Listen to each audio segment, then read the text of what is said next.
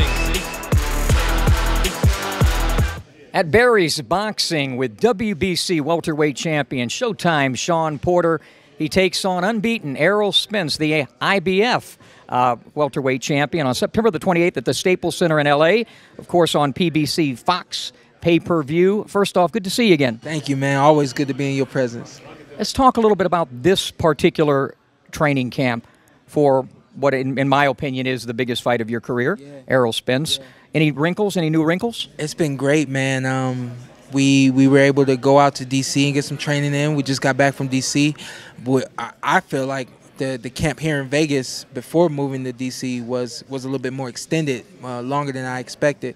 I think my dad just felt it was the best thing for me to do, to stay around here, stay with the protocols that we have out here, and stick with the program. And it really did prove to be the right move to make. You know, we went out to the D.C. and rumbled with the young cats out there. Definitely got rejuvenated and got a good taste of being in the ring with some young guys that are hungry, you know, and got to see myself in those guys' eyes. You know, I remember and I know what it feels like to be hungry. Let's break down Errol Spence. Let's talk offensively. First off, what does he do best inside the squared circle offensively? He keeps his hands up. He's very, very, very, very, very, very fundamentally sound. I think the fundamentals overlooked. A lot of times if you say a guy's fundamental, I think other people may think that, oh, well, he can't do this, he can't do that. Errol Spence uses the fundamentals precisely.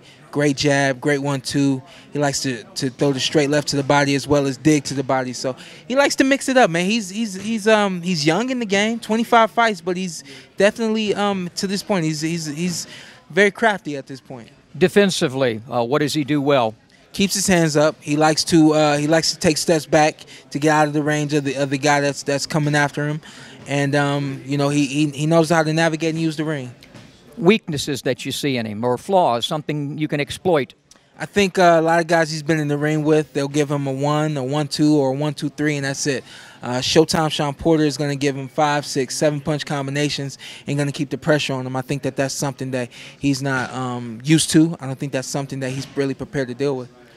You mentioned if I saw any flaw at all, sometimes he does go straight back. I don't like guys to go straight back in that line, so that's something you might be able to capitalize on. Now this guy is a southpaw, and if I'm correct, I don't think you fought a southpaw in like 6 years since Devin Alexander. Not that you don't spar with southpaws all the time, but will that present any issues for you? Did you even know that you haven't faced a southpaw in about 6 years? I tell you what, man, I made a deal with myself when I was young that I would never allow a southpaw stance to bother me.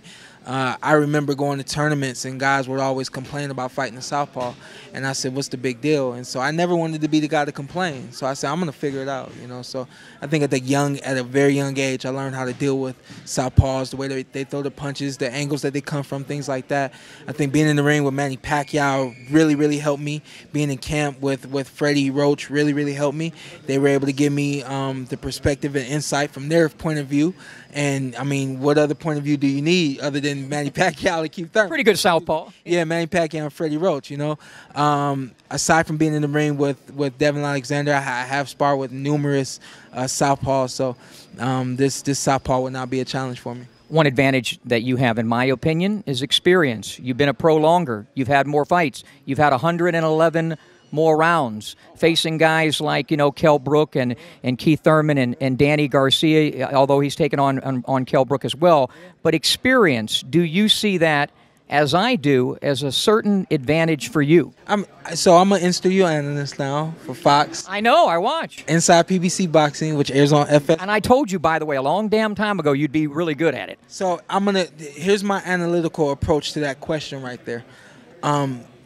When you talk about experience, some experiences you don't know until you get in there and you have them. You know, for me, things like having cuts and stuff like that, people said, well, Shawn handled that like he had cuts before. I never had cuts before, but I paid attention. I watched other guys and how they react when they had cuts, things like that. When you're a guy that's not used to being pushed around, when you're a guy that's not used to being pressured the way I'm going to pressure Errol Spence, you will get to a point where you're looking at, man, it's only the 6th round. I've never felt like this in the 6th round. You'll get to the 8th round and you're like, I've never gone 8 rounds this many times and I've never felt it like this. There's going to be some questions that are going to present themselves just from a lack of experience. And I'm looking forward to that. Do you think being an analyst now doing fights, as I've done for so many years, can even help you as a fighter who's still active? The fact that you're there breaking it down, maybe you even focus on things in your own game. I think so. I think that the things that I brought to Fox, I think to this point are things that I've learned and been taught by my dad, other coaches, so on and so forth. But I think also the opportunity and the necessity to study more fighters and study more has definitely maybe opened my eyes to see some things that I may not have been open to previously, to having to look at certain things and study certain things with a number of fighters now. So break it down. What's going to happen on the 28th? Everybody wants me to break it down.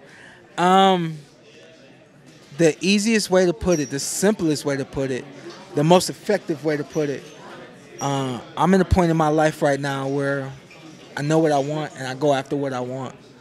What do you want? I don't allow anything to stop me. I want to be Errol Spence. I want to give Errol Spence his first loss. Simple as that. I want to take that belt away from Errol Spence. Not so that he can get a taste of what it feels like to lose, and not so that he can get a taste of what it feels like to lose your belt, but to be the one to do it. No one's done it. I want to prove everyone wrong. I want to shock the world, and that's what I'm going to do September 28th. Okay, we don't want to look beyond the fight, but you and I have been talking about something for many, many years. So I get the shot. I get the shot after Spence. We have to. 2019 will not end without us getting in the ring.